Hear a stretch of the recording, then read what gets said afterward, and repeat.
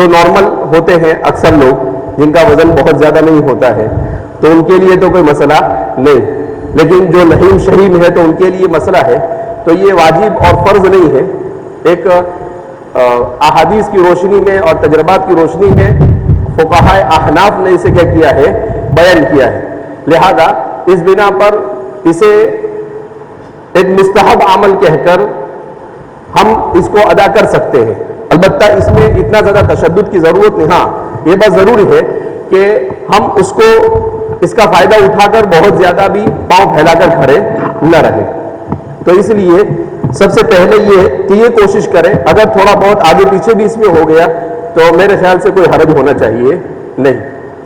ٹھیک ہے نا جی بہتر. اس کے بعد دوسرا جو عمل ہے وہ یہ کہ عام طور پر جب ہم تکبیر تحریمہ کہہ کر نماز شروع کرتے ہیں تو جو نماز ہم شروع کرتے ہیں اس نماز میں تکبیر تحریمہ کہتے وقت ہمارے ہاتھ کیسے ہونے چاہیے، ہمارا سر کیسا ہونا چاہیے، اس میں بڑا مسئلہ ہوتا ہے.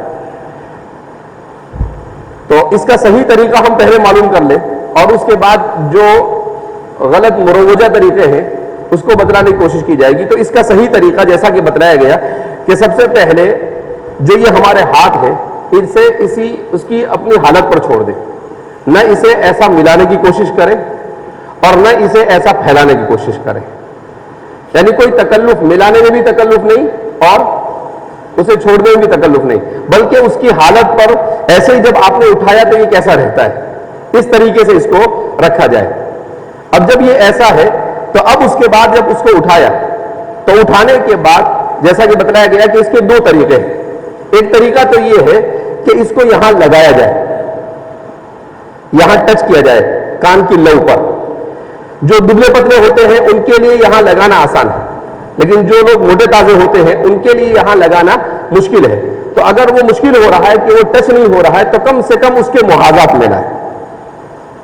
عام طور پر تو یہ ہے اس کا صحیح طریقہ، یعنی اپنی کوشش سے ہتھیلی کا رخ قبلے کی طرف جتنا ممکن ہو سکے اپنی استطاعت کے مطابق کرنا یہ مطلوب ہے. تو اس لیے اس طریقے سے یا تو یہاں پر ایسا ٹچ کریں یا پھر کم سے کم آپ یہاں پر اس کو لے آئیں. یہ ہے اس کا صحیح طریقہ. اب عام طور پر جو ہوتا ہے ہمارے یہاں پر ٹچ کرنے کے لیے گردن نہ نیچی کریں. جو لوگوں کے ہاتھ موٹے ہیں جی اوپر نہیں پہنچ رہے ہیں تو ٹچ کرنے کے لیے سر نہ نیچے کریں. ہاں سر، یعنی اسی لیے میں نے کہا تھا کہ اس میں ایک ہاتھ ہے اور دوسرا گردن ہے. تو اس کو گردن کو کوئی حرکت دینے کی ضرورت نہیں. گردن کو آپ اس کی حالت پر چھوڑ دیں. ایسے نہ آپ اس کو ایسا کریں گے، یعنی بعض مرتبہ دیکھا جاتا ہے کہ آدمی ایسے نمک، تو یہ ایک رکوع کے قریب کی کیفیت ہو جاتی ہے جبکہ یہ مطلوب نہیں ہے. لہذا اس بنا پر آپ اپنی حیت پر مکمل کھڑے رہیں گے اور کھڑے رہنے کے ساتھ اس طریقے سے ہاتھ جتنا آپ سے کعبۃ اللہ کی طرف ہتھیلی کر کر ممکن ہو سکے اس کو کان تک لائیں گے. اور پھر اس کے بعد اس کے لیے آپ کو سر کو کسی طرح کی زحمت دینے کی ضرورت نہیں ہے. نہ آپ اس کو پیچھے کرنے کی ضرورت ہے اور نہ اس کو آگے اس کو جھکانے کی ضرورت ہے. اس کو اس کی حالت پر چھوڑنا ہے. آپ کی نگاہ کہاں ہونی چاہیے؟ سجدے کی جگہ پر. سجدے کی جگہ پر ہو، یہ تو ہے اس کا صحیح طریقہ.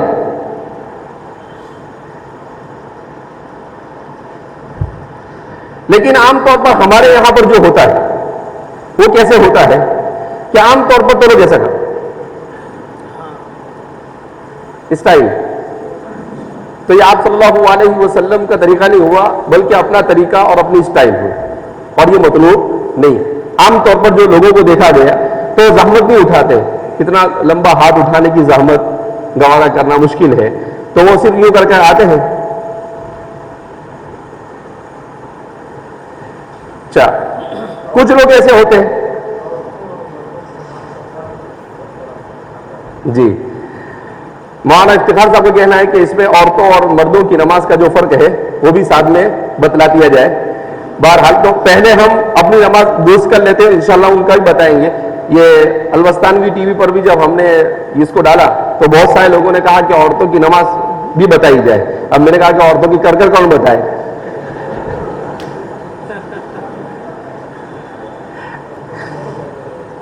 ابھی وہ تو کسی کو برقع پہن کے نماز پڑھانا پڑے. بعض اوقات جب تکبیر یعنی نیت باندھتے ہیں تو اس میں کچھ لوگ نیت باندھ لیتے ہیں پھر اللہ اکبر کہتے ہیں, یعنی ہاتھ باندھ لیتے ہیں پھر اللہ اکبر کہتے ہیں, اور بعض لوگ تو اللہ اکبر پہلے شروع ہو جاتا پھر ہاتھ اٹھاتے اور بات. دونوں ساتھ میں ہونا چاہیے. ہاں, جیسے ہی یہ عمل اٹھانے کا کان تک آیا وہاں سے شروع یعنی ہو, جیسے ہی ہاتھ بدھ جائے وہ پورا ہو جانا چاہیے. یعنی تکبیر کہنے کے بارے میں مولانا متنبہ کر رہے ہیں کہ یہ غلطیاں تو ہماری ہے ہی, مگر ایک بڑی غلطی ہم یہ بھی کرتے ہیں کہ تکبیر بھی یا تو ایڈوانس میں بول دیتے ہیں یا ڈیلے کرتے ہیں, یعنی یا تو پہلے ہی بول دیتے ہیں یعنی اللہ شروع, اور کبھی ایسا ہوتا ہے کہ اللہ اکبر یعنی بعد میں تکبیر کہتے ہیں. تو کہا یہ نہیں, یہ جو تکبیرات ہیں ان تکبیرات کا نام ایک تو پہلی تکبیر تحریمہ, اس کے بعد جتنی تکبیرات ہیں ان تکبیرات کو تکبیرات انتقال کہتے ہیں. تو تکبیرات انتقال کا مطلب ہی یہ ہے کہ اس کے ذریعے سے آپ منتقل ہو رہے ہیں, وہ آپ کو بھی معلوم ہو اور اگر آپ نماز پڑھا رہے ہیں تو پیچھے والے کو بھی معلوم ہو. لیکن جب یہ تکبیرات انتقال کا استحضار نہیں رہتا ہے تو آدمی کبھی پہلے کرتا ہے کبھی بعد میں کرتا ہے, اس میں افراط اور تفرید ہوتا ہے. لہذا کہا کہ ایسا بھی نہیں کہ یہاں سے اٹھا کر تکبیر شروع کر دے گے, وہ تو یہاں تک آئے گا وہاں تک ختم ہو جائے گی. تو جب آپ اپنے ہاتھ یہاں لائیں گے تو اب یہاں سے آپ کی نماز شروع ہو رہی ہے. تو اللہ اکبر, اور جیسا مولانا نے کہا تھا کہ عام طور پر لوگ اس میں بھی کھینچتے ہیں اللہ اکبر, تو پیچھے مقتدیوں کے لیے مسئلہ ہو جاتا ہے کہ وہ آپ سے آگے پیچھے ہو جاتا ہے. یعنی آپ کی تکبیر ابھی پوری نہیں ہوئی, اس سے پہلے اس کی پوری ہو گئی, تو آپ کی راہ سے پہلے اگر اس کی راہ ادا ہو گئی تو مقتدی کی نماز کا مسئلہ ہے. یعنی انجن تو پہنچا مگر ڈبہ لڑکھڑا گیا.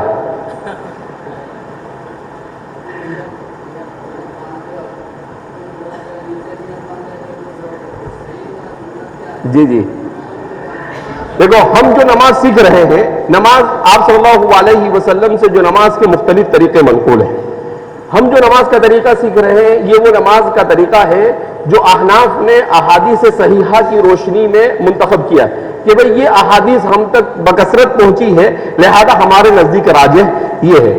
تو ہمارے نزدیک جو راجح ہے اس کے مطابق یہ ساری چیزیں بیان کی جا رہی ہے کہ آپ صلی اللہ علیہ وسلم سے جو منقول ہے اس میں اکثر یہ دیکھا گیا کہ آپ صلی اللہ علیہ وسلم اس طریقے سے ہاتھ اٹھا کر نماز پڑھتے تھے. آپ صلی اللہ علیہ وسلم جیسا کہ بتلایا گیا کہ یہ جو ہتھیلی ہے اس کو آپ یہاں بٹھا دیں, یہ جہاں سے ہاتھ مڑتا ہے وہاں پر آپ اس کو ایسا بٹھا دیں, اور پھر اس کے بعد انگلیوں سے اس طریقے سے اس کو آپ پکڑ لیں, اور پھر اس کو یہاں پر اس کو ملانے کا بھی تکلف نہیں کرنا ہے, چھوڑنے نہیں, اس کے حالت میں چھوڑ دیں. اور یہ جو انگلیاں ہیں اس کو بھی یہاں پر اس طرح سے رکھے کہ یہ 3 انگلیاں یہاں پر ایسی ہو اور دوسری 2 انگلیاں ہیں وہ اس کو اس کی حالت پر چھوڑ دیں. اس میں آپ کو کوئی تکلف کرنے کی ضرورت, نہ ملانے کی ضرورت ہے نہ اسے چھوڑنے کی, لیکن زیادہ قریب رہے وہی زیادہ بہتر ہے, کیونکہ جتنا دور رہتی ہے چیز اتنا زیادہ اس میں حرکت کرتا رہتا ہے آدمی, پھر اس سے کھیلنا یا کوئی بھی چیز شروع کر دیتا ہے. تو اس لیے اس کو جتنا قریب رکھے اتنا اچھا ہے. اس طریقے سے احناف کے یہاں پر جو طریقہ ہے ہاتھ باندھنے کا, وہ طریقہ یہ ہے کہ احناف کے یہاں پر ناف کے نیچے, لیکن جیسا کہ مولانا نے کہا کہ ہم اس پر زوردار تقریریں کرتے ہیں, مگر عام طور پر دیکھا جاتا ہے کہ ہم ہاتھ, چونکہ اس میں ہم کو تھوڑی سی زحمت ہے, اس طرح سے باندھ کر یہاں تک لے جانے میں زحمت ہوتی ہے, تو آدمی زحمت اٹھانا نہیں چاہتا ہے, سہولت چاہتا ہے, سہولت پسند ہے. تو وہ کیا کرتا ہے, یہاں پر بھی اگر صحیح بھی باندھے گا تب بھی یہاں پر یہیں پر رہا, تو اس کے لیے آدمی کو کہا کہ کوشش کرنا ہے, بلکہ اس کے لیے سنت طریقہ جو احناف نے بیان کیا وہ یہی ہے کہ اس طریقے سے ہاتھ باندھنے کے بعد اسے ناف کے نیچے. اب عام طور پر کیا ہوتا ہے کہ زیادہ تر تو لوگ ایسا کرتے ہیں, یہی باندھ دیتے ہیں. اس میں جن لوگوں کے یہاں پر سینے پر باندھنا ہے وہ بھی افراط تفریط سے کام لیتے ہیں, اور جن کے یہاں ناف کے نیچے باندھنا ہے وہ بھی, یعنی شوافے کے یہاں پر یہاں باندھنا ہے تو وہ بھی عام طور پر ایسا ہے کیونکہ سہولت ہے, اور ہمارے یہاں باندھنا ہے تو ہمارے بھی سہولت اس میں ہے. تو ہمارے بہت سارے لوگ کیا کرتے ہیں, ائمہ حرم جو نماز پڑھاتے ہیں ان کے فوٹو کی جگہ آئیے احناف کے مطابق نماز پڑھیں, یہ ساری چیزوں کی ہم کو کوئی ضرورت نہیں ہے. ہمیں تو نبی کریم صلی اللہ علیہ وسلم سے جو منقول طریقہ ہے اس کی ضرورت ہے. تو اس لیے سنت طریقے کے مطابق یہی ہے کہ یہاں پر اس طرح سے ہاتھ رکھا جائے. بہرحال تو ایک تو یہ کہ اپنے سر کو اس کی حالت پر رکھا جائے, پاؤں کو بھی سیدھا ایسے ہی رکھا جائے, ہاتھ کو اس کی حالت پر رکھ کر اس طریقے سے سجدے کی جگہ پر دیکھ کر ہاتھ باندھا جائے. اب ہم جو غلط کرتے ہیں تو غلط کا تو ایک میں نے بتایا کہ عام طور پر لوگ اسی طریقے سے ہاتھ باندھتے ہیں. کچھ لوگ کیا کرتے ہیں, اس میں مبالغہ کرتے ہیں. ایسے آتے ہیں نماز میں کھڑے ہوتے ہیں اور لمبی چوڑی بہت دیر تک تو نیت ہی پڑھتے رہتے ہیں. ہمارے طالب علم کے زمانے میں ہمارے ایک ساتھی تھے, تو بازو میں آ کے کھڑے ہو جاتے, رکوع میں جانے تک یہ نیت ہی چلتی رہے ہوگی. متشکک ہوتے ہیں, ہاں دماغ میں شک ہوتا ہے. جی. تو میں ایک دن اس کو کہا, میں نے کہا امام صاحب کی سورہ فاتحہ ختم ہو جاتی ہے, ضم سورت ختم ہو جاتی ہے اور تیری نیت ہی ختم نہیں ہوتی ہے. تو کبھی کبھی ایسا ہوتا ہے اتنی لمبی وہ نیت باندھتے تھے کہ رکعت بھی چلی جائے. ارے امام صاحب رکوع میں سے اچھا, کھڑے ہو نیت میں ایک بھول یہ بھی ہوتی ہے کبھی کبھی کہ اللہ اکبر شروع ہو جاتا ہے اور ابھی یہ تعین دماغ میں باقی رہ جاتی ہے کہ ظہر چل رہی ہے کہ اثر چل رہی ہے, یعنی ادھر ابھی تعین بھی چالو ہے, تکبیر بھی. چلو بسا اوقات اس طرح کی جی اشتباہی کیفیت جب نیند میں سے اٹھ کے آ جاتے ہیں. تو اس نے کہا نیت بیفور ہونی چاہیے. مسجد میں لائٹ زیادہ جل رہی ہو تو پتہ نہ چلے کہ مغرب ہے کہ عشاء ہے کہ اثر ہے. تو اس نے کہا کہ نیت پہلے ہو جانی چاہیے. یعنی جب آپ نے تکبیر تحریمہ کے لیے, اچھا نیت میں بھی ہمارے یہاں پر یہ غلطیاں کرتے ہیں کہ بعض لوگ مبالغہ کرتے ہیں, اس کو نیت کو زبان سے بولتے رہتے ہیں. زبان سے بولنا نہ مستحب ہے نہ مسنون ہے. احناف نے صرف یہ کہا کہ اگر کسی آدمی کو اپنے دل کی نیت کے بارے میں شک ہو رہا ہو تو وہ زبان سے بول سکتا ہے. صحیح ہے سر, ورنہ اس کو زبان سے بولنے کی ضرورت نہیں. کیوں؟ اس لیے کہ نیت کی تعریف فقہا نے کیا کہ ہے ارادۃ القلب, اپنے دل سے جس کام کا اپنے ارادہ کیا وہی نیت ہے. تو آپ گھر سے نکلے, آپ کو راستے میں کوئی پکڑ کر پوچھ لے کہاں جاتا ہے, آپ فوراً بولے ظہر کی نماز. اس کا مطلب یہ کہ آپ نے ظہر کی نیت کر لی. اور اگر آپ کو کسی نے پوچھا کہاں جا رہے ہو, کتنے بجے, بولے 2:30 بجے, اس کا مطلب یہ ہے کہ ابھی آپ کی نیت ہوئی نہیں. یعنی جواب میں آپ نے تاخیر کی, اس کا مطلب آپ نیت کر کے نکلے نہیں, ابھی آپ کو نیت کرنا باقی ہے. تو اس لیے جب آدمی گھر سے اسی ارادے سے نکلے کہ ظہر کی نماز پڑھنے کے لیے جانا ہے تو دل میں ارادہ کر لیا, بس ختم ہو گئی بات. اب آپ کو یہاں پر آ کر ظہر کی 4 رکعت فرض نماز امام کے پیچھے مسجد میمنی میں پیر کے دن پڑھ رہا ہوں, زمانے لاک ڈاؤن میں, زمانے لاک ڈاؤن میں, تو یہ سب بولنے کی ضرورت نہیں ہے. اگر کسی کو ایسا شک ہوتا ہو تو صرف اتنا بول سکتا ہے کہ میں آج کی ظہر کی نماز امام کی اقتدا میں پڑھ رہا ہوں, بس. اس کے علاوہ اور مزید کون سا دین کیا, یہ ساری متعین کرنے کی ضرورت نہیں. مختصر پر اثر. تو ایک تو بعض لوگ ایسا مبالغہ کرتے ہیں کہ بس یوں کھڑے کھڑے نیت ہی کرتے رہے, یا ایسے انگلیاں بھی پھیلا دیتے ہیں اور دیکھنے والا بھی پریشان ہو جاتا ہے کہ پتہ نہیں ہے کون سی بیماری میں مبتلا ہے بیچارہ, یا کوئی ٹینشن میں ہے. تو یعنی شریعت نے جو طریقہ بتلایا ہے وہ بھی ایسا بتلایا ہے کہ دیکھنے والے کو بھی اس سے انسیت ہونی چاہیے, دیکھنے والا بھی پریشان ہو جانا چاہیے نہیں. تو یہ ہوا. اچھا, دوسرا ہاتھ جو باندھتے ہیں, تو میں نے ایک تو یہ کہا کہ یہاں پر 2 غلطیاں کرتے ہیں. ایک تو یہیں سے باندھ دیتے ہیں, اور کچھ لوگ ایسے ہوتے ہیں جو یہاں پر اس طریقے سے پھیلاتے ہیں. اور دوسرا ہاتھ باندھنے میں جو غلطی کرتے ہیں وہ یا تو اکثر یہاں باندھ دیتے ہیں, بعض لوگ کیسے ہوتے ہیں ایسے کھڑے ہو جائیں. اچھا, بعض لوگوں کو ایسے بھی دیکھا, مجھے تو بڑا تعجب ہوتا ہے, اچھے لوگوں کو بعض مرتبہ دیکھا ایسے ہی ہوگا کہ آگے کھڑے ہو جاتے ہیں. اور ایسا کرتے ہوئے تو اکثر لوگوں کو دیکھا گیا. یہ ہاتھ لٹکانا کہیں پر ثابت نہیں. اس کو آپ کو یہ جب آپ سنت طریقے کے مطابق نہیں کریں گے تو ہاتھ خود بخود کیا ہو جائے گا, آپ کا لٹک جائے گا. تو یہ ہاتھ ایسا ہونا چاہیے کہ آپ کے اس حصے کے ساتھ اس کو جب 3 انگلیاں ملا دیں گے آپ تو آٹومیٹک آپ کی غلطی کیا ہو جائے گی, سدھر جائے گی. اب اس کے لیے صرف آپ کو یہ کرنا ہے کہ آپ کا ہاتھ اپنی جگہ پر برابر جا رہا ہے یا نہیں. تو اس لیے یہ جو طریقہ ہے یہ بھی غلط ہے, یہ جو طریقہ ہے یہ بھی غلط ہے. یہ جو طریقہ ہے یہ بھی غلط ہے. یہ جتنے بھی طریقے اس کے علاوہ ہے جس کو ہم اختیار کرتے ہیں اپنی سہولت کے لیے, یہ بھی غلط ہے. بعض لوگ یہ ایسا بھی غلط ہے, یوں کہ ہاتھ پہ ہتھیلی پر ہتھیلی ایسا رکھ کر یوں کھڑے ہو جاتے ہیں. جس کو جس میں سہولت, تو اپنی سہولت کے مطابق کرنے کی کیا کرتے ہیں, کوشش کرتے ہیں. اور کچھ بچا گیا؟ یہ ہو گیا قیام ہمارا. وہ نیت میں ایک تھوڑا جز گھر سے یا وضو خانے سے ارادہ کر کے چلے, ذرا دھیان دے بھائی, گھر سے وضو خانے سے نیت کر کے چلے کہ ظہر کا فرض پڑھنے جا رہا ہوں, بس یہ اتنی نیت کافی ہے آپ کی نماز کے صحیح ہونے کے لیے. ایک شرط یہ ہے بیچ میں آپ نماز کے عمل کے علاوہ, اس چلنے کے عمل کے علاوہ کسی اور عمل میں مشغول نہ ہو جائیں, یا آپ کی کسی وجہ سے نیت میں تبدیلی نہ آ جائے یا شک نہ آ جائے. جی, یعنی آپ کنٹینیو اسی نیت کے ساتھ, کوئی نیت کو بدلنے والا کوئی عمل آپ بیچ میں نہ کریں, تو پھر آپ کو مسجد میں آ کر دوبارہ نیت کرنے کی ضرورت نہیں ہے. آپ مثلا مسجد میں غلطی سے جلدی پہنچ گئے, تو اب آپ نے سوچا کہ 2 رکعت آج تحیت المسجد بھی پڑھ لے ہوئے, تحیت الوضو بھی پڑھ لے ہوئے, تو آپ وہ نماز پڑھ رہے ہیں. تو اب جب فرض نماز کے لیے کھڑے ہوں گے تو فرض کی نیت کا استحضار کریں تو اچھا ہے, بلکہ کرنا چاہیے, اس لیے کہ اس نیت کے بیچ میں آپ نے دوسری نماز پڑھی ہے, لہذا نیت کا استحضار ہو جانا چاہیے. اب یہ صحیح طریقے, سنت طریقے کے مطابق نماز ہم نے شروع کی. اب اس کے بعد آتا ہے رکوع کا مسئلہ.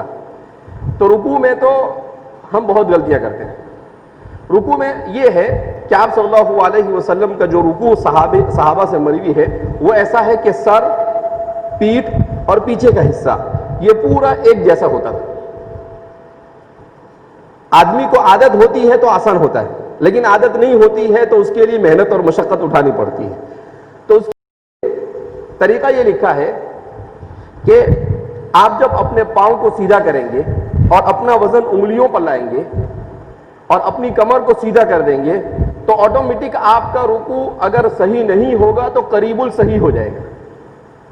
مکمل صحیح نہیں بھی ہوا تو صحیح کے قریب قریب تو ہو جائے گا. تو ہم جو صحیح رکوع کرنا ہے وہ صحیح رکوع کا طریقہ یہی ہے کہ اللہ اکبر کہتے ہوئے, یعنی جہاں سے رکوع میں جانا شروع کیا وہیں سے اللہ اکبر کہنا ہم نے شروع کیا, اور جہاں وہاں پہنچے وہاں پر ہمارا راہ وہاں پر ختم ہو, یعنی اللہ اکبر ختم ہو. خاص طور پر نماز پڑھانے والوں کے لیے اس کا خیال رکھنا بہت ضروری. تو اللہ اکبر,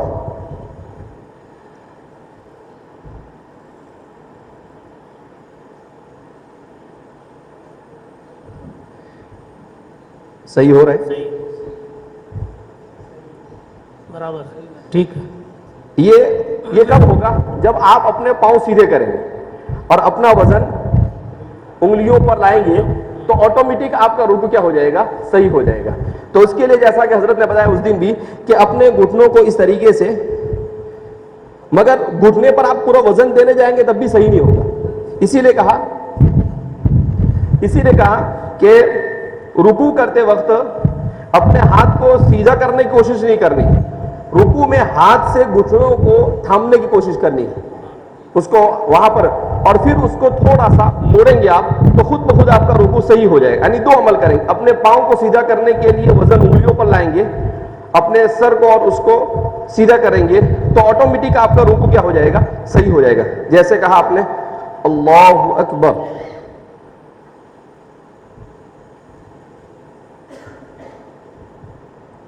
ابھی آپ یوں کرنے جائیں گے سر اونچا ہو جائے گا, آپ یوں کریں گے نیچا ہو جائے تو نیچا ہو جائے گا. عام طور پر ہم جو رکوع کرتے ہیں وہ ایسا رکوع کرتے ہیں. جی, یہ اکثر رکوع ایسا ہوتا ہے, بعض لوگ ایسا رکوع کرتے ہیں. اس میں 3 ڈیزائن ہو گئے, 3 ڈیزائن ہو گئے. اس میں کنارے اٹھا ہوا ہے, آگے اٹھا ہوا ہے, بیچ میں نشیب ہے. تو بعض لوگ صرف اتنے پر اکتفا کر لیتے ہیں اور بعض لوگ کچھ مبالغہ کرنے جاتے ہیں تو وہ یوں کر کر. میں عام طور پر جب بھی نماز سکھاتا ہوں تو پہلی مرتبہ جو وہ رکوع ایسا ہی کرتا ہے. اچھا, یہاں زیادہ قابل توجہ بات ہے, بعض اپنے ہی یہ جماعت میں مجمع میں بعض लोगों को ऐसा देखा कि इतना कम झुकते हैं रुकू में कि लगता है कि ये हथेली घुटने तक नहीं पहुंच पा रही, या अगर पहुंच पा रही है तो सेकंडों के लिए, जिससे तादील जो वाजिब है वो अदा नहीं होती। यानी सिर्फ ऐसे ही कर लेते हैं। हाँ, बस बहुत कम। यानी ऐसा लगता है जैसे घुटने को सिर्फ टच कर रहे हैं। तो घुटने पर हाथ मुकम्मल तौर पर पंजे से उसको पकड़ना, तब जाकर रुकू सुन्नत के मुताबिक होगा। और अगर अपनी स्टाइल में पढ़ना है तो उससे तो कोई बहस है ही नहीं।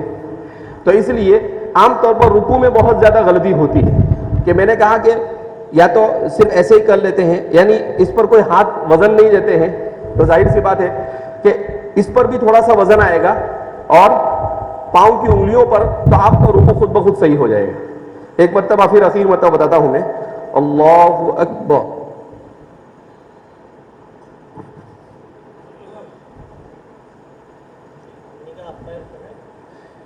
अपनी निगाह यहां पर होनी चाहिए अंगूठों के ऊपर। होता यह है कि आदमी ऐसा सोचता है कि इसमें भी सजदे पर देखना है क्योंकि सहूलत है उसमें, इसलिए भी रुकू में सर ऊंचा हो जाता है जी। लेकिन जब आप अपनी निगाह को अंगूठों पर डालने की कोशिश करेंगे तो आपका सर भी खुद ब खुद क्या हो जाएगा, सही हो जाएगा। तो सर को न झुकाना है और न उसको बुलंद करना है, बल्कि उसको कमर के सीध में लाने की कोशिश करनी है।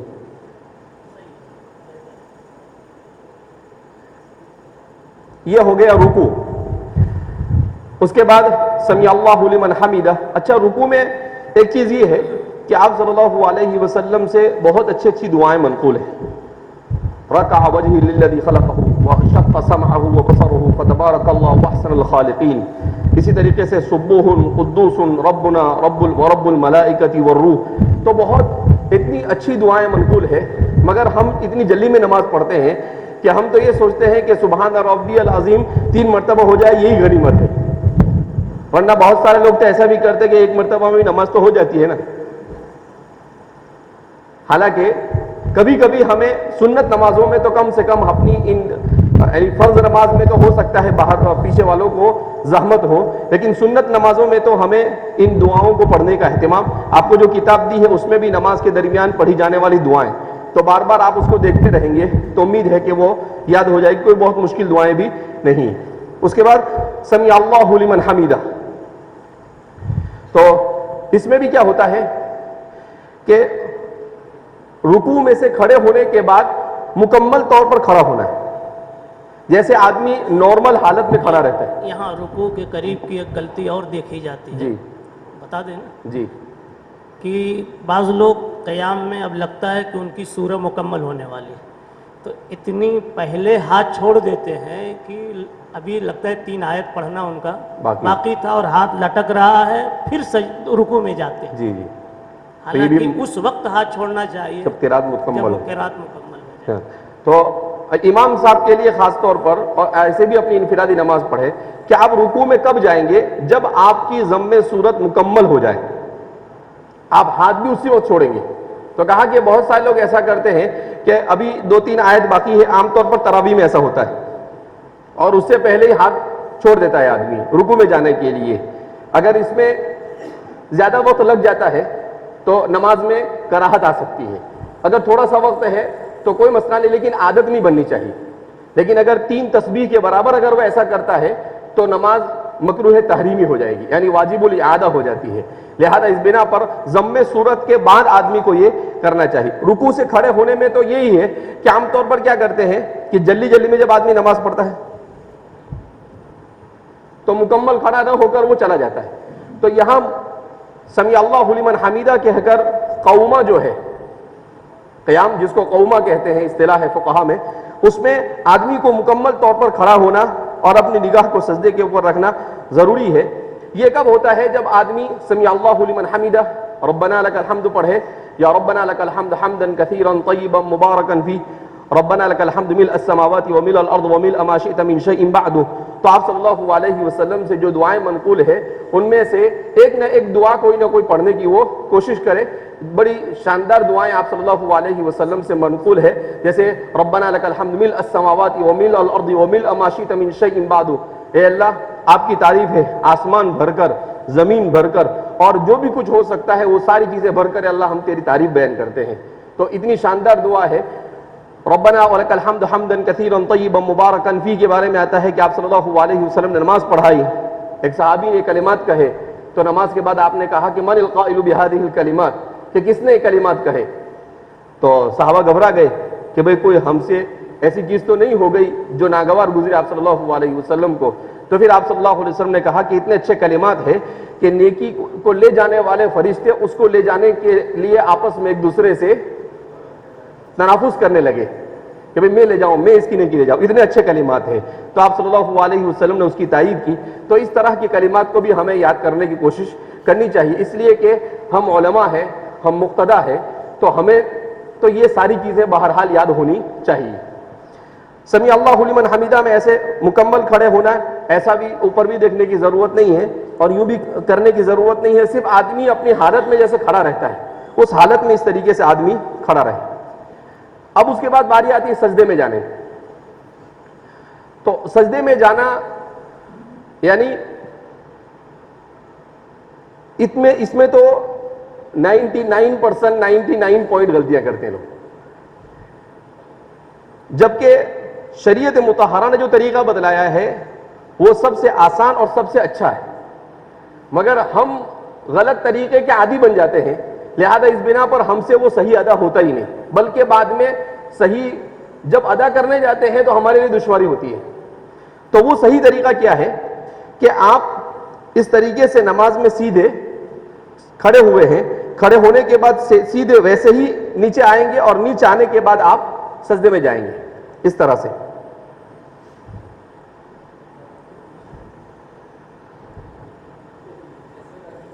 ہاں تکبیر جو ہے اسی وقت شروع کریں گے جیسے اترنا شروع، جی تکبیر انتقال ہے، لہذا اللہ اکبر واپسی میں اٹھتے وقت سجدے سے جی جیسے ہی پیشانی زمین سے چھوڑیں گے وہیں سے شروع کریں۔ بعض لوگ سجدے سے اٹھ کے پھر تکبیر کرتے ہیں۔ جی عام طور پر نماز پڑھانے والے کو رکوع کی جو تکبیر ہے سمیع اللہ لمن حمیدہ، اس دن مولانا رضوان صاحب نے اس پر متنبی بھی کیا تھا کہ بعض لوگ کیسا کرتے ہیں کہ رکوع میں ہے، اب چونکہ یہ بہت اہم ہے خاص طور پر مقتدی کے لیے اور خاص طور پر جو بعد میں آ رہا ہے مسبوق جو ہے اس کے لیے، تو اب کیا ہوتا ہے کہ اگر آپ نے رکوع میں ہے اب آپ نے وہیں صحیح طریقہ تو یہ ہے کہ جیسے ہی آپ یہاں سے ہاتھ چھوڑنا شروع کریں گے سمیع اللہ لمن حمیدہ تو وہیں سے بولنا شروع کریں، لیکن عام طور پر کیا ہوتا ہے یا تو آدمی یہیں پر سمیع اللہ لمن حمیدہ، تو اب ابھی رکوع میں ہیں آپ، لیکن اس پیچھے آنے والا مسبوق ایسا سمجھتا ہے کہ امام سمیع اللہ لمن حمیدہ کہہ کر اڑ گیا ہے، لہذا وہ ایسا سمجھتا ہے کہ بھی میری رکعت چلی گئی، جبکہ اس کی رکعت گئی نہیں۔ اب وہ رکعت پڑھے گا تو کون سی رکعت ہوگی؟ ایک زائد رکعت۔ اگر 4 رکعت ہے، پہلی رکعت ہے تو 5 رکعت اس کی ہو جائے گی۔ اچھا بعض مرتبہ کیسا ہوتا ہے کہ جب امام اس طرح کی افراط اور تفریق کرتا ہے تو مسبوق بھی پریشان ہو جاتا ہے، وہ سوچتا ہے کہ کیا معلوم امام صاحب کا رکوع مجھے ملا یا نہیں ملا، وہ کیا کہتا ہے احتیاطاً ایک رکعت پڑھ ہی لو۔ وہ کیا سوچتا ہے کہ احتیاطاً ایک رکعت پڑھ ہی لو، تو یہ طریقہ بھی صحیح نہیں۔ اس میں یہ ہونا چاہیے کہ اگر آپ کا امام ایسا ہے جو افراط اور تفریط سے کام لے رہا ہے تو آپ کو مکمل یقین حاصل کر لینا چاہیے کہ بھئی جب میں شریک ہوا اس وقت امام رکوع میں تھا یا نہیں۔ آپ کے دل میں یہ یقین آپ کو حاصل ہو جائے یا ظن غالب بھی کم سے کم حاصل ہو جائے کہ نہیں مجھے رکوع ایک مرتبہ سبحان ربی العظیم کہنے کے برابر بھی امام کے ساتھ مل گیا ہے، تو آپ کو احتیاطاً ایک رکعت پڑھنے کی ضرورت نہیں۔ اور اگر آپ کو ایسا لگے کہ نہیں امام صاحب ہمارے ایسے ہیں کہ وہ اس طرح سے کرتے ہیں سمیع اللہ لمن حمیدہ، وہ کھڑے ہونے کے بعد سمیع اللہ لمن حمیدہ کہتے ہیں، اور آپ نے اتفاق سے آپ کی نظر بھی پڑ گئی، آپ نے دیکھ بھی لیا، تو آپ کو یقین مان لینا چاہیے کہ ٹھیک ہے مجھے ایسا لگا کہ رکوع ملا، مگر استفتی قلبک، اپنے دل سے پوچھئے، اس لیے کہ سب سے بڑا مفتی دل ہے انسان کا۔ وہ اگر آپ کو یہ کہہ دے کہ نہیں تجھے رکوع ملا نہیں ہے، اس لیے کہ آپ امام صاحب کی اس عادت سے واقف ہے کہ حضرت کھڑے ہونے کے بعد سمیع اللہ لمن حمیدہ کہتے ہیں، لہذا اس بنا پر اس موقع پر آپ کیا کریں اپنی ایک رکعت ادا کر لیں، لیکن محض احتیاط بہانہ بنا کر آپ ایک رکعت پڑھیں گے تو یہ بھی آپ کی نماز کے لیے فاسد ہونے کا ذریعہ بن سکتا ہے۔ تو سجدے میں جو جاتے ہیں تو سجدے میں عام طور پر ہم جو سجدے میں جاتے ہیں وہ کیسے جاتے ہیں؟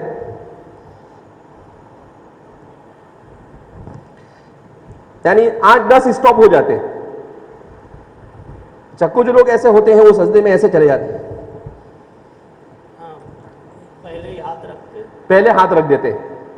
تو جیسا مولانا نے کہا کہ حضرت مولانا ابرار صاحب کہا کرتے تھے کہ بھئی اس سے تو کیا ہو جاتا ہے, ایک رکوع مزید ہو جاتا ہے.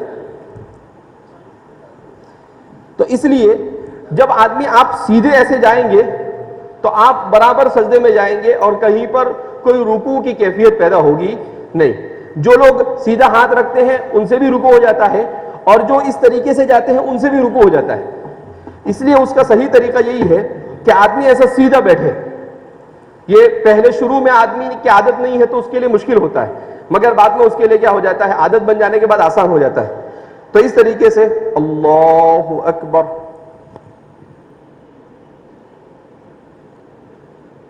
پہلے ناک رکھے, پہلے ناک رکھے, اس کے بعد پیشانی رکھے, اور پھر واپسی میں الٹے. جی. تو اب یہ سجدے میں گئے. اب سجدے میں جو ہم غلطیاں کرتے ہیں اس کی تو کوئی انتہا ہی نہیں. سجدے میں جو غلطیاں ہوتی ہے وہ کیا ہوتا ہے, احادیث مبارکہ میں جو وارد ہے اس سے ایسا ہے کہ آپ کی یہ جو حصہ ہے وہ زمین سے جدا ہونا چاہیے, آپ کا یہ جو حصہ ہے آپ کے اس حصے سے جدا ہونا چاہیے, اور آپ کا یہ جو حصہ ہے وہ آپ کے گھٹنوں سے جدا ہونا چاہیے, ایسا ہونا چاہیے. تو عام طور پر جو ہمارے سجدے ہوتے ہیں وہ ایسے ہوتے ہیں, گھٹنے پہ ٹیک دیتے ہیں. ہاں گھٹنے پہ ٹیک دیتے ہیں, ہاں سہولت ہے, اس میں آرام ملتا ہے تو وہاں ٹیک دیتے ہیں. اچھا اس میں دو غلطیاں ہو جاتی ہیں. ایک بنیادی بات یاد رکھے, جہاں آرام ملے وہ خطرے سے خالی, وہ خطرے سے خالی.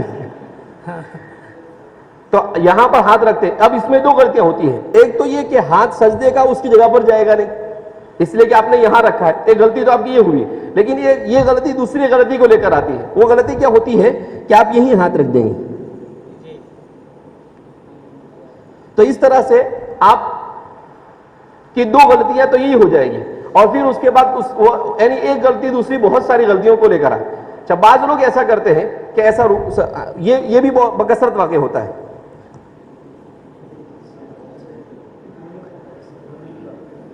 یعنی زمین پر اس کو بچھا دیتے ہیں, یہ جو حصہ ہے اس کو زمین پر بچھا دیتے ہیں, اس کو اس کے ساتھ لگا دیتے ہیں. تو آپ صلی اللہ علیہ وسلم نے اس سے منع کیا ہے. یہ اس طرح سے کرنے کی بارے میں تو آپ صلی اللہ علیہ وسلم نے کہا کہ جب نماز پڑھو تو سجدے میں کو قلب کے بارے میں کہا, قلب کے بیٹھنے کی طرح, کہ یعنی کتے کے بیٹھنے کی طرح, کہ ایسی کیفیت اور ایسی حیت اختیار نہ کرو, ایسا حدیث میں آتا ہے. لہذا اس بنا پر آپ صلی اللہ علیہ وسلم نے جن چیزوں کو خاص بیان کیا ان چیزوں سے تو ہمیں اجتناب بہرحال کرنا چاہیے, جبکہ ہم سے وہی چیزیں زیادہ کیا ہوتی ہے, واقع ہوتی ہے. تو ایک تو یہ کہ جب ہمیں یہ یاد رہے گا کہ یہ یہاں سے جدا ہے, یہ زمین سے جدا ہے, اور یہ گھٹنے سے جدا ہے, اور سجدہ تھوڑا سا اتنا آدمی کو لمبا کرنا چاہیے کہ ام المومنین عائشہ صدیقہ رضی اللہ تعالی عنہ اور دیگر روایتوں میں آتا ہے کہ ایک بکری کا بچہ اگر گزرنا چاہے تو وہاں سے گزر سکتا ہے. انگلیاں ملا کے رکھیں گے سجدے میں بالقصد. سجدے میں جو یہ انگلیاں ہیں اس کو ہم ملائیں. تو کیوں؟ اس لیے کہ جتنا ہو سکے قبلے کی طرف اس کا رخ ہو, اس کی کوشش ہونی چاہیے. اور یہ کان اور یہ ہاتھ کا انگوٹھا جی دونوں مقابل میں ہونے چاہیے, یعنی دونوں ایک دوسرے کے سامنے ہونے چاہیے اس طرح سے. یہ اس طرح وہ ناک, کان اور انگوٹھا تینوں, یعنی آپ کی ناک, آپ کا کان اور انگوٹھا ایک لائن میں آنا چاہیے. کچھ لوگ بہت لمبا جب سجدہ کرتے ہیں تو وہ شاید آرام کے لیے ہاتھ آگے پھیلا دیتے ہیں, تو ٹھیک ہے, بعد میں لمبا ہو گیا تو الگ بات ہے, لیکن پہلے ہی سے لمبا مت کیجیے. جی جی. تو یہ سجدے کی غلطیاں عام طور پر جو ہوتی ہیں ہم سے, ان غلطیوں کی اصلاح کی ہمیں کوشش کرنی چاہیے. یہ تو ہوا سجدے میں. اس کے بعد جلسے میں بھی, اب سجدے میں بھی آپ صلی اللہ علیہ وسلم سے مختلف روایت مروی ہے. آپ صلی اللہ علیہ وسلم سے سجدے میں سجد وجهی للذی خلقہ وشق سمعہ وبصرہ فتبارک اللہ احسن الخالقین سبوح قدوس ربنا ورب الملائکۃ والروح رب اغفر لی اللہم اغفر لی ذنوبی کلہ دقہ وجلہ کبیرہ وصغیرہ علانیتہ وسرہ. یہ دعائیں آپ صلی اللہ علیہ وسلم سے منقول ہے. تو ان دعاؤں کو بھی ہمیں پڑھنے کی کوشش کرنی چاہیے. کم سے کم اپنی انفرادی نماز میں تو اس کو پڑھنے کی کوشش کرنی چاہیے. بڑی جامع دعائیں ہیں. اب چونکہ ہمارے پاس اتنا وقت بھی نہیں ہے کہ ساری دعا اور الحمدللہ اکثر لوگ سمجھ ہی جاتے ہیں. تو اس کے بعد سجدے کے بعد جب جلسے میں بیٹھنا ہوتا ہے تو جلسے میں بیٹھنے میں بھی ہمارا یہ جو بیٹھنے کا طریقہ ہے جو احناف کے یہاں پر ہے وہ یہ ہے کہ یہ جو ہے پاؤں کا یہ حصہ جس کو ہم سیدھا پاؤں کہیں گے یہ کیسا ہونا چاہیے؟ کھڑا ہونا چاہیے اور یہ بچھا ہوا ہونا چاہیے. لیکن اس میں بھی کوشش یہ ہونی چاہیے کہ اپنی طاقت کے مطابق جتنی انگلیاں کر سکے قبلے کی طرف اتنا اس کو کرنے کی کوشش کرنی چاہیے. جیسے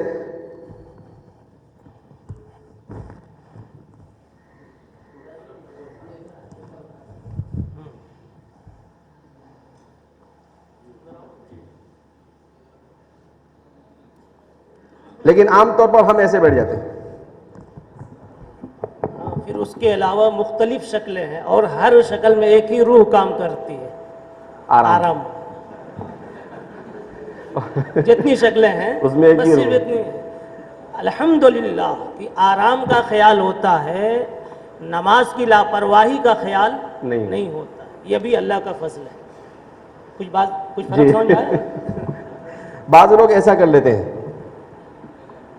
صحیح طریقہ یہی ہے کہ آپ یہ انگلیاں جتنی ہو سکے اس پاؤں کی انگلیوں کو آسانی سے جتنا ہو سکے, آسانی تو نہیں لیکن تھوڑی بہت تو اس میں بہرحال مشقت اٹھا. ویسے بھی احناف کے یہاں پر عبادت میں مشقت ہی مطلوب ہے جی. تو اس لیے یہ اس طرح سے ہمارا پاؤں ہونا چاہیے. اب دوسرے ائمہ کے یہاں پر جو طریقہ ہے وہ ان کا طریقہ ہے, لیکن ہم نے جو راجح ہمارے ائمہ نے قرار دیا ہے وہ یہی طریقہ ہے. اور ہاتھ رکھنے کے بارے میں بھی جیسا کہ بتلایا گیا کہ ہاتھ رکھنے میں بھی ہم نے دیکھا بعض لوگ یوں کچھ بہت ایسے پیچھے کر لیتے ہیں بالکل ران کے کونے پر. جی, اور کچھ لوگ ایسا, اب کچھ بالکل گرا دیتے ہیں, جھکا دیتے ہیں گھٹنے کے نیچے. جبکہ اس کا صحیح طریقہ یہ ہے کہ گھٹنے کے قریب ہو مگر ایسا نہ ہو بلکہ اس کے اس طرح سے قریب ہو انگلی اور مستقبل ہو. انگلیاں جتنی ہو سکے قبلے کی طرف, اس کو اس میں تکلف نہیں کرنا ہے لیکن اس کو قبلے کی طرف رخ کرنے کی کوشش کرنی ہے. اس لیے کہ بہت زیادہ تکلف کرنے میں آدمی اس میں پڑ جائے گا اور جو پڑھنا ہے اس میں آدمی غلطی کرے گا. جی. اس لیے تو اس کو اس طرح سے رکھنا ہے. اس کے بعد اشہد ان لا الہ الا اللہ کے بارے میں جیسا کہ حضرت نے بتایا تھا اس دن کہ لا الہ الا اللہ پر انگلی اٹھانا ہے, لا پہ ایسا اٹھانا ہے اور الا اللہ پر رکھ دینا ہے. اچھا, یہ جو اٹھانے کا رکھنے کا بالکل رکھ نہیں دینے کا, جی تھوڑا سا اٹھا ہوا ہونا چاہیے. اس میں عام طور پر یہ غلطی کرتے ہیں کہ بعض لوگ اس طرح سے کرتے, یہ بھی غلط ہے. یعنی انگلی کو بالکل اوپر اٹھا دیتے ہیں اور بعض لوگ بالکل پریشانی مول لینا نہیں چاہتے, وہ یوں کرتے جیسے وہ کھیل کھیلتے نا, گائے اڑی چڑیا اڑی, تو ایسا لگتا ہے وہ کھیلنے کے لیے بیٹھ گئے. وہ ایک کھیل کھیلتے ہیں اس میں کہتے ہیں کہ بھائی گائے اڑی تو جو اڑنے والا جانور ہے کوا اڑا تو اٹھانا چاہیے, اگر گائے اڑی تو نہیں اٹھانا چاہیے, اگر اٹھا دیا تو وہ آؤٹ ہو جاتا ہے. اچھا, یہ کھیل ہے کوئی. اچھا, اور پھر اس کے بعد اس کی پٹائی ہوتی ہے. اچھا. تو کچھ لوگ ایسا کرتے ہیں کہ صرف یوں کر لیتے ہیں. تو ایک تو اس میں یہ طریقہ ہے کہ یہ حلقہ بنانا ہے اور اس طریقے سے اس کو رکھنا ہے. اور دوسرا یہ کہ آپ جب یہ حلقہ بنائیں گے تو آٹومیٹک یہ انگلی نیچے جائے گی نہیں, الا یہ کہ آپ تکلف کریں. آپ ایسا کر کر دیکھیں گے تو یہ انگلی نیچے بیٹھے گی نہیں بلکہ یہ کچھ نہ کچھ درجہ تھوڑی سی اٹھی ہوئی, اور مطلوب بھی وہی ہے تھوڑی سی اٹھی ہوئی. تو اس کو کتنا اونچا کرنا ہے, وہ میں نے ایک رسالہ پڑھا تھا 2-3 سال پہلے, ایک آدمی نے صرف اس پر کہ کیفیت السبابہ فی القعدہ فی التشہد, اس کے اوپر اس نے 350 صفحے کا رسالہ لکھا تھا, پی ایچ ڈی کا. 350 صفحے, 350 صفحے کا, عربی میں, اردو میں نہیں وہ بھی. ہاں, ورنہ 600 ہو جائے, ورنہ 600 ہو جائے. ہاں, صرف اس کے اوپر کہ آپ صلی اللہ علیہ وسلم کی انگلی کیسی ہوتی تھی. تو اس نے اس میں لکھا اس کے مقدمے میں کہ جب میں نے اس کو پڑھنا شروع کیا تو میں سمجھا 5-10 صفحے کی ایک کتاب تیار ہوگی, لیکن میں حیران ہو گیا, اتنی روایتیں اور اتنی باتیں مجھے ملی. تو مجھے آپ صلی اللہ علیہ وسلم کی رسالت پر جو صدق تھا اس صدق میں مزید یقین حاصل ہوا. کہا کہ ایک اتنے سے عمل کے لیے صحابہ نے آپ صلی اللہ علیہ وسلم کے ایک ایک چیز پر کیسے غور کیا کہ اتنے سے عمل کو بھی اتنی کثرت کے ساتھ اور اتنے اہتمام کے ساتھ کیا ہے, بیان کیا ہے. یعنی 350 صفحے کا رسالہ صرف سبابہ کے اوپر. اچھا, لکھنے والے عرب ہیں, غیر حنفی ہے, لیکن انہوں نے راجح قرار دیا مسلک احناف کو. انصاف ہے. ہاں, انہوں نے کہا کہ بھائی جو تحریک کی بات آتی ہے تو اس سلسلے میں صحابہ سے اور جتنی بھی لوگوں سے مروی ہے, اس کا مطلب یہی ہے کہ بھائی اس کو ایک مرتبہ اٹھانے کے بعد اس کو رکھ دیا جائے, اور جیسا کہ اس کو مکمل نہ رکھا جائے بلکہ اس کو رکھا جائے, بس یہی کافی ہے. ورنہ اس طرح سے کرنے میں نماز کا خشوع اور خضوع اپنا بھی متاثر ہوتا ہے اور پڑوس والے کا بھی متاثر ہوتا ہے. وہ بھی سوچتا ہے کہ اس کی چالو ہے کہ نہیں, اور ہوتا ایسا ہی. حرم میں بعض مرتبہ نماز پڑھتے ہیں تو کہتے ہیں لماذا ہاکذا معاف, تو میں نے کہا کہ انت تصلی لک اولی. وہ مجھے پوچھتا ہے کہ تم نے ایسا ایسا کیوں نہیں کیا, تو میں نے اس کو پوچھا کہ تم نے میری نماز پڑھی یا تمہاری نماز پڑھی, تو پھر وہ خاموش ہو جاتا ہے. بولا بھائی تو تیری نماز دیکھنا, میری نماز کیوں دیکھ رہا ہے تو, کہ میں کیا کر رہا ہوں. پھر میں نے ان کو سمجھایا کہ بھائی یہ نبی کریم صلی اللہ علیہ وسلم سے جو منقول طریقہ ہے, تو ہم احناف ہیں تو ہم اپنے مسلک کے مطابق ہمارے جو بیان کیا گیا وہ کرتے ہیں. تو پھر وہ سمجھدار ہو جاتا ہے کہ کوئی لا بس معافی مشکل ہے, انا لا ادری, مجھے اس کا علم نہیں تھا. تو یعنی اسی لیے کہتے ہیں کہ آپ صلی اللہ علیہ وسلم نے سجدے میں کہاں دیکھا, ناک پر دیکھا. صحابہ نے اس کو بھی دیکھ کر بیان کیا. صحیح. تو کہا کہ کتنی باریک باریک چیزوں کی صحابہ کی آپ صلی اللہ علیہ وسلم کی چیزوں پر نظر دی. تو اس طریقے سے اچھا, یہ تو بیٹھتے بیٹھتے میں نے اس کو بیان کر دیا, ورنہ اصل ابھی ہم کو سمجھنا ہے کھڑا ہونا سجدے سے.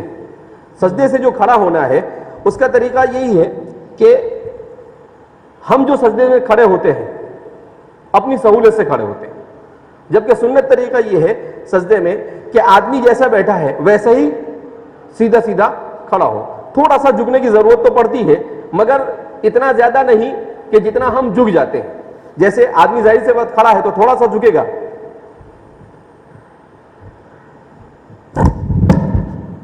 جیسے سیدھا آدمی کھڑا ہوتا ہے. لیکن عام طور پر ہم جو کھڑے ہوتے ہیں, عام طور پر ہم جو کھڑے ہوتے ہیں وہ کیسے کھڑے ہوتے ہیں,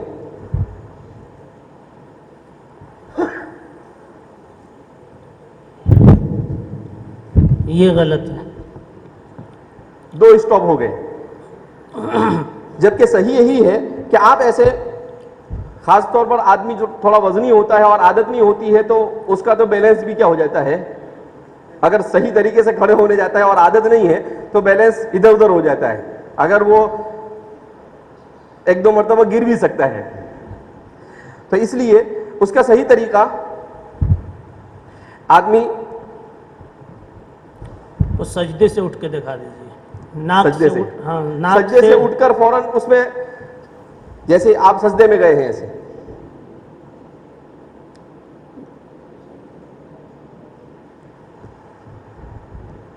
جی سیدھا کھڑا ہو جانا ہے. لیکن یہ عادت نہیں ہوتی ہے تو بہت تکلیف ہوتی ہے. پھر آدمی کیا ہوتا ہے, ایسا کھڑے ہونے جاتا ہے, زمین کا ٹیک لے کر عام طور پر لوگ اٹھتے ہیں, اور جب نفس ملامت کرتا ہے تو بخار کا یا ثقل بدن کا بہانہ کرتا ہے, کا بہانہ کر لیتا ہے. عام طور پر کوئی مجبوری نفس دکھا دیتا ہے. جی جی جی. اس لیے سجدے سے اس طرح سے پورا کھڑا ہونا ہے, جیسے آپ ایسے گئے ہیں تو اس میں پہلے پیشانی اٹھائیں گے, ناک اٹھائیں گے, ہاتھ اٹھائیں گے اور سیدھے کھڑے ہو جائیں.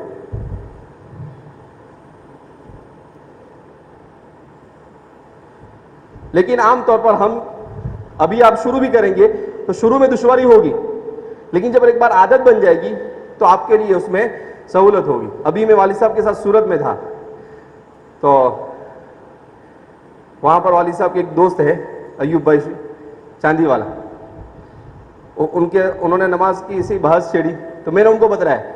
تو 2 دن کے بعد یعنی روزانہ وہ آتے تھے, تو کہا کہ مولانا میں نے سنت طریقے کے مطابق نماز پڑھنا شروع کیا, تو مجھے ایسا لگا کہ جیسے میرے مثانے وغیرہ کمزور تھے, ایسا لگ رہا ہے کہ جیسے اس میں بھی تناؤ شروع ہو گیا اور مضبوط ہونے لگے, کیونکہ اس میں آدمی کو طاقت لگتی ہے. اسی لیے سنت طریقے کے مطابق جو نماز پڑھی جاتی ہے اس پر اتنی تحقیقات آج سائنس کی آئی ہے. بہرحال ہمارے پیش نظر وہ ضروری نہیں ہے, ہمیں تو اللہ کی عبادت کی غرض سے کرنا ہے, وہ ایک زائد چیز ہے. اس سے ہم صرف یہ سمجھ سکتے ہیں کہ اسلام نے ہمیں جن عبادتوں کا مکلف کیا ہے وہ عبادتیں ایسی ہیں کہ جس میں انسان کے لیے آخرت میں اجر عظیم تو ہے ہی, مگر دنیا کے بھی بے شمار فوائد ہیں. اس حیثیت سے سمجھ سکتے ہیں ہم اس کو. اس لیے کہتے ہیں کہ ابھی کل ہی میں ایک مضمون پڑھ رہا تھا کہ سجدہ, کہا کہ جو لوگ سجدہ سنت کے مطابق کرتے ہیں تو سنت کے مطابق سجدہ کرنے والے لوگ کبھی برین ہیمریج کا شکار نہیں ہوتے.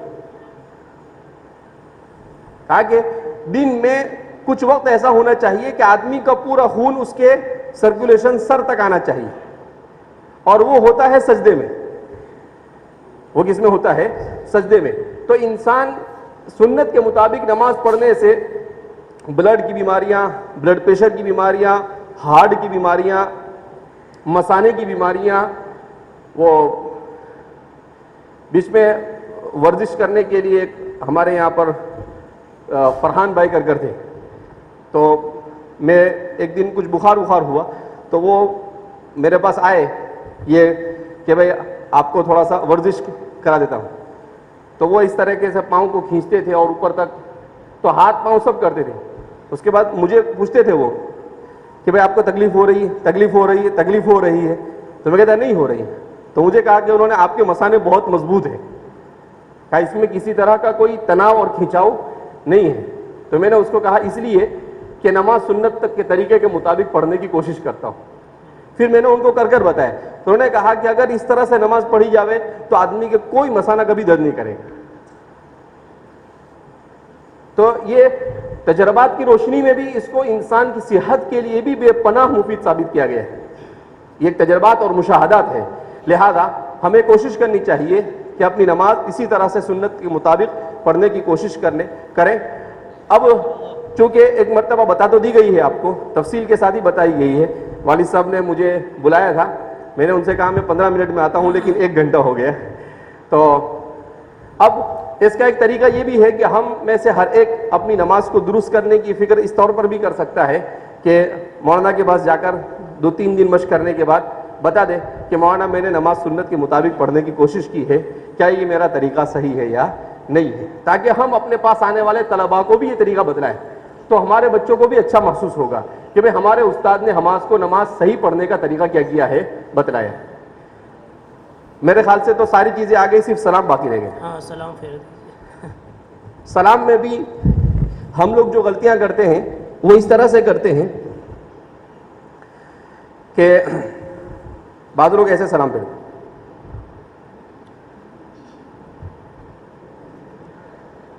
بعض کا سلام کا طریقہ یہ ہوتا ہے, بعض لوگ ہوتے ہیں وہ سلام ایسے پھیر دیتے ہیں, ایک دم شارٹ کٹ. لیکن سلام کا صحیح طریقہ, جیسا کہ مولانا نے بھی اس دن بتایا ہے کہ سلام کا صحیح طریقہ یہ ہے السلام علیکم ورحمۃ اللہ. آپ کی نگاہ یہاں پر ہے بس, یعنی آپ کو اس میں بہت زیادہ تکلف کرنے کی ضرورت نہیں, ایسا کرنے کی آپ کو ضرورت. بعض کو ایسے بھی کرتے ہوئے دیکھا, السلام علیکم ورحمۃ اللہ, السلام علیکم ورحمۃ اور اللہ. سینہ تو موڑنا ہی نہیں چاہیے, سلام میں صرف گردن موڑنا ہے. یعنی آپ اپنے بساط کے مطابق جتنی گردن موڑ سکتے اتنی, جہاں پر گردن موڑنے کے لیے سینے کو حرکت دینے کی ضرورت آئے تو یہی سمجھ ایک ضمنی غلطی ہے کہ اقامت بھی اور اذان بھی کہتے ہیں تو اس میں بھی حی علی الصلاۃ میں سینہ بھی کچھ مؤذنین موڑ دیتے ہیں, صرف گردن یہ ضمنن ہے, حاشیہ. تو اس طرح سے جو سلام کا صحیح طریقہ وہ یہ ہے السلام علیکم ورحمۃ اللہ, السلام علیکم ورحمۃ اللہ. تو یہ جیسا کہ مولانا نے بتلایا اس دن کہ یہاں پر تو پہلے سلام میں تو اتنی دشواری نہیں, لیکن مسئلہ ہوتا ہے امام کے لیے دوسرے سلام میں, کہ دوسرے سلام میں پہلے یہاں پر اپنے چہرہ لیا اور اس کے بعد یہ دوسرا سلام کیا کرے, جیسے السلام علیکم ورحمۃ اللہ, السلام علیکم ورحمۃ اللہ. اچھا یہاں ایک بعض ائمہ کو دیکھا گیا, وہ شاید نورلیدہ کی عبارت مشتبہ ہو گئی ان پر, کہ پہلا سلام لمبا کھینچتے ہیں, السلام علیکم ورحمۃ اللہ, السلام علیکم ورحمۃ اللہ, یعنی دوسرا آدھا کر دیتے ہیں. حالانکہ کہ فقہ کی کتابوں میں چھوٹا کرنے کی بات نہیں ہے سلام ثانی کو, جی سلام ثانی کی آواز پست کرنے کی بات, اخفض کی بات ہے, اقصر کی بات نہیں ہے. وہ اس لیے کہ مسبوق ایسا نہ سمجھے کہ ابھی پہلا سلام چل رہا ہے, کہیں بغیر دیکھے شریک نہ ہو جائے, تو آواز جب ہلکی ہوگی تو اس تک آواز اچھے سے پہنچے گی, نہیں تو وہ سمجھ جائے گا کہ بھئی نماز کیا ہو چکی ہے. لیکن لمبائی کم نہ کرے, جی یعنی دونوں پاجامے کا دونوں پائچہ برابر ہونا چاہیے, اوپر نیچے نہیں ہونا چاہیے. تو یعنی اس میں خاص خیال یہی رکھنا ہے کہ اپنے سینے کو کسی طرح سے حرکت نہیں دینا ہے, اور اس میں یہ کرنے میں بھی مبالغہ نہیں کرنا ہے. آدمی کی جیسی گردن ہوتی ہے. اچھا اس میں ہم بیٹھنے میں بھی غلطی کرتے ہیں قاعدے میں, بعض لوگ ایسے بیٹھ جاتے ہیں, بعض لوگ ایسے بیٹھتے ہیں, جبکہ اس میں کوئی تکلف نہیں. جیسا آدمی نارمل حالت میں بیٹھتا ہے ایسے کوشش کرے کہ یہ سیدھا رہے آپ کا, لیکن اس کو ایسا باہر نکالنے کی ضرورت نہیں اور اس کو پیچھے نکالنے کی ضرورت نہیں, بلکہ ایسے نارمل حالت میں جیسے آدمی بیٹھتا ہے اس طریقے سے بیٹھے, اور نگاہ اس کی دامن پر ہونی چاہیے.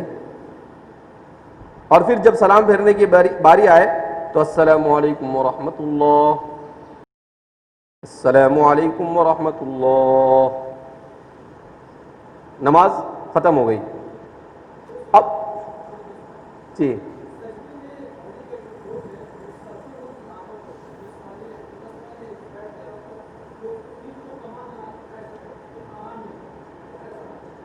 نہیں, بیٹھنے میں جو ہے وہی کہا کہ آدمی اس میں آرام, وہی مولانا نے جیسے کہا کہ آرام جہاں ملتا ہے سمجھنے کا سنت کے خلاف ہے. یعنی آپ ایسے بیٹھ, یہ بھی تکلف ہے, لیکن عادت ہو گئی تو وہ تکلف محسوس نہیں ہوتا ہے آدمی کو, جبکہ ایسا بیٹھنے میں بھی تکلف ہے. ابھی جیسے میں نہیں بیٹھ سکتا ہوں اس لیے کہ مجھے عادت نہیں ہے, اور ایسا کرنے میں بھی تکلف ہے. تو اس کو آدمی کو کوشش یہ کرنا ہے کہ اپنا یہ جو حصہ ہے یہ نہ آگے ہو اور نہ پیچھے ہو, بلکہ ایسے ہی سیدھا ہو. لیکن سیدھا کرنے میں آدمی سینہ تان بھی نہ لے, ایسا بھی نہیں لگے کہ بھئی سینہ تان کے کیا ہوا ہے, بیٹھا ہوا ہے. تو نماز میں وہ بندہ بن کر آیا ہے, ہاں بندہ بن کر آئے, تو ایسی کیفیت نہ ہو جاوے جیسے ایسا لگ رہا ہے جیسے الیاذ باللہ جرأت کر رہا ہے اللہ کے سامنے, کیا میں بیٹھا ہوں آگے. تو اس طرح سے آدمی بیٹھے کہ تواضع بھی معلوم ہو اور اسی کے ساتھ ساتھ سیدھا بیٹھنا بھی مقصود بھی کیا ہو جاوے, حاصل ہو جائے. اور اس کے بعد آخری مسئلہ ہوتا ہے دعا. عام طور پر جب بھی دعا کی جاتی ہے تو دعا کا صحیح طریقہ ہے کہ سینے کے سامنے اس طرح سے ہاتھ ہونے چاہیے. ہاتھ کا ایسے پھیلانے کی بھی ضرورت نہیں, ملانے کی, لیکن ہماری دعا اکثر ایسی ہوتی ہے. اس میں 75 شکلیں ہیں, عملاً لا علماً. تو اس کا صحیح طریقہ یہ ہے کہ سینے کے سامنے آدمی کا دونوں ہاتھ اس طرح سے ہونے چاہیے, تھوڑا سا فاصلہ ہونا چاہیے. بعض لوگ ایسا بھی کرتے ہیں, تھوڑا سا یہ ہاں بس یہ اتنا ہے کہ اس طرح سے جب ہاتھ کو رکھے تو یہ اس سے تھوڑا سا جدا ہو. لیکن یہ جو ایسا عام طور پر ہمارے یہاں ایسا کرتے ہیں یہ بھی غلط ہے, اور اکثر ہمارے یہاں پر ایسا کیا جاتا ہے. آمین آمین. ہاں وہ کتنے بال کم کر ڈالتے ہیں, بال بھی نکال کے دیکھتا ہے آدمی ہاتھ میں آ رہے ہیں کہ نہیں آ رہے ہیں. تو یہ نماز کا سنت طریقے کے مطابق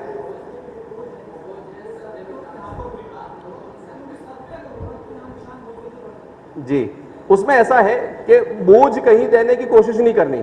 یعنی اگر آپ بہت زیادہ بوجھ دینے جائیں گے تو آپ کو اس کے لیے پھر یہاں پر بوجھ لانے کے لیے دوسری محنت کرنی پڑے گی.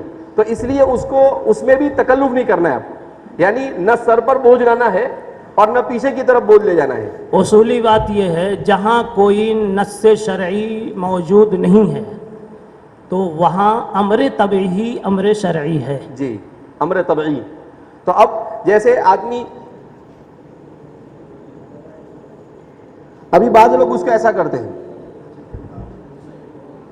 اب ایسا جب کرنے جائیں گے تو خود بخود سر پر بوجھ چلا جائے, جبکہ وہ مقصود نہیں ہے. اور بعض لوگ صرف, تو یہ بھی مقصود صرف یہ ہے جو صحابہ نے بتلایا کہ بھئی ایک چھوٹا سا بکری کا بچہ گزر سکے, یعنی ایک امر طبعی کی طرف گویا کہ وہ بھی اشارہ ہے کہ آدمی نہ اوپر پورا بوجھ لے جاوے نہ نیچے پورا بوجھ کھینچ لاوے, بلکہ یہ بوجھ 3 حصوں میں تقسیم ہو جانا چاہیے, تھوڑا گردن پر, تھوڑا پیچھے اور تھوڑا بیچ میں. تو اس طرح سے وہ تقسیم ہو جانا چاہیے, میں جو میری سمجھ میں آیا اس کے مطابق, یا شاید کہیں پر پڑھا بھی ہے, مجھے ایسا اندازہ پڑتا ہے کہ بوجھ ایک جگہ پر نہیں ہونا چاہیے بلکہ وہ منقسم ہو جانا چاہیے. جی صحیح ہے. دعا ہو گئی.